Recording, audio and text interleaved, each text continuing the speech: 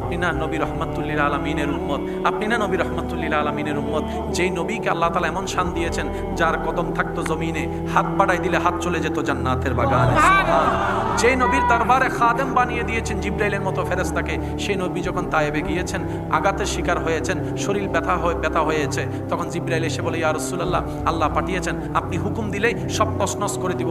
নবী বলে যে না, তারা তো অবুঝ, তারা তো বুঝে না, আমাকে চিনে না, আমি বদদুয়া দিতে আসি নাই, আমি তো নবী রহমাতুল লিল আলামিন হয়ে এসেছি, রহমত দিতে এসেছি আল্লাহর পক্ষ থেকে। আল্লাহ বদদুয়া করার জায়গায় দোয়া করলেন, আল্লাহ ওনাদেরকে তুমি হেদায়েত দাও, ওনাদেরকে তুমি হেদায়েত দাও।